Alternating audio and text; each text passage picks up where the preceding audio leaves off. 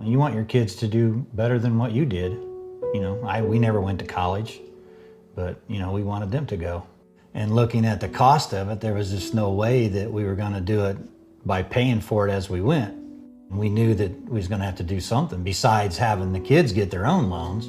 So the amount that you took out was about $40,000? Yeah, it was around $40,000 when we started out for both of them. So 15 years after you borrowed $40,000, how much do you owe now? We're at like $101,000 right now.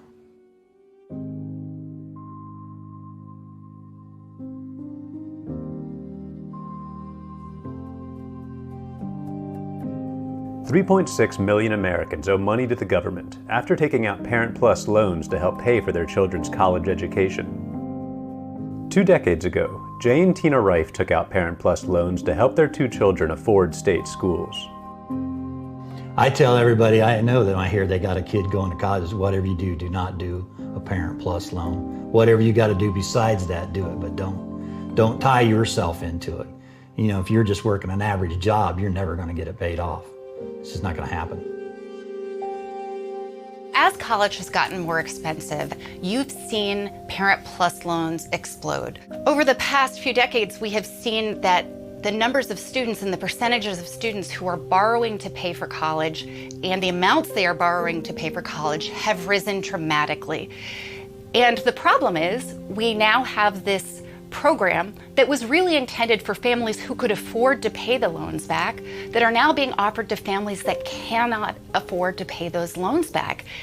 If a student is going to college, presumably their income will increase when they get out of college and over time. When a student goes to college, it does not change the parent's income.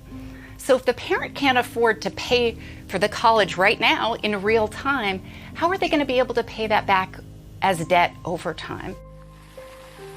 Interest rates on Parent Plus loans average 7%, and more than 1 in 8 parents will default on payments. I mean, to me, the interest, I think, is ridiculous on a federal loan. You should not even have to pay interest. I mean, we would have paid it back if it hadn't been for all the interest that got tacked on. It's devastating. You feel like you're trapped. You can't do anything about it. Federal student loan payments and interest have been frozen during the COVID pandemic, but payments may be due again starting in January if the government doesn't take any action. They fulfilled my dreams and made sure that I went to the university that I wanted to, and now I look and it's affected them. It's affected their living. It's affected their retirement. You want your parents to enjoy their later years in life and not have that financial burden, but when you're 18, you don't think that way. And you want what you want at that time, and if they're gonna offer it, you're gonna take it, and you don't realize it until several years later when it's too late. Hardly a day goes by I don't think about it. It's just, it's on your mind a lot. Yeah, I'd say, oh, I'd like to go here. Oh, can't afford it. We got school loans. You know, just. Yeah, there's a lot of things we don't do because of that. You know, you just can't, it's not in your budget. That's the way it is. It's like I don't have health insurance because I can't afford health insurance for myself because of the school loan. I mean, how are your kids going to go to college if you don't get that money? I don't know what you do. I wish I knew the answer to that. I don't know what the answer is.